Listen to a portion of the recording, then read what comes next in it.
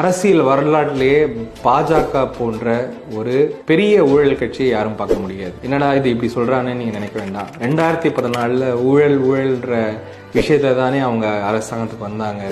இதுக்கப்புறம் கூட இந்த 10 வருஷமா நிறைய விஷயங்கள் நமக்கு எதுவுமே வெளியே வரலையே அப்படின்ற ஆர்கியூமெண்ட்டை பல பேர் வைக்கிறாங்க. இதுல எல்லாரும் புரிஞ்சிக்க வேண்டிய முதல் ஒரு பேஸ் விஷயம் என்னன்னா, சமுதாயத்துல ஒரு அஜெண்டா செட் பண்ணக்கூடியது ஊடகம் தான். இன்னைக்கு ஊடகங்கள் யாருமே இந்த விஷயங்களை பேசுறதுக்கு ரெடியா இல்லை அப்படின்றத மட்டும் நம்ம புரிஞ்சுப்போம்.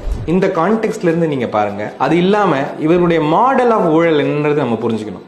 இதுதான் பெரிய டிஃபரன்ஸ். பாஜகவுடைய மாடல் ஆஃப் ஊழலே பயங்கரமான ஒரு சொபிஸ்டிகேட்டடான மாடல். அது என்னன்னா, ஏழைகளிடமிருந்து கொஞ்சம் கொஞ்சமாக பணத்தை எடுத்து அதை கேபிட்டலிஸ்ட் போர்ஸுக்கு டைவர்ட் பண்ற ஒரு பெரிய எக்கனாமிக் மாடல். இது வெறும் லஞ்சம் மட்டும் கிடையாது. இது ஒரு பொருளாதாரத்தையே சீர்குலைக்கக்கூடிய, ஒரு பக்கம் தள்ளக்கூடிய ஒரு பெரிய பேரழிவு மாடல்னே நம்ம சொல்லலாம். சோ நீங்க ஒரு இடத்துல போய் ஒரு 1 லட்சம் ரூபாய் எடுக்கிறதுக்கும் 1 லட்சம் பேர்கிட்ட இருந்து ஒரு ரூபாய் எடுக்கிறதுக்கும் வித்தியாசம் உண்டு. பாஜகவோட மாடல் ஏழை எளிய மக்களிடம் இந்த கொஞ்சம் கொஞ்சமா சுரண்டி, அந்த சுரண்டலை ஒரு விதமான கார்பரேட்டுகளுக்கு அதை ரூட் பண்ணி அதை மறுபடியும் அவருடைய கட்சிகளுக்கு, கட்சியுடைய பர்பஸ்க்குன்னு சொல்லிட்டு அதை எடுப்பது தான் அவங்களுடைய மாடல்.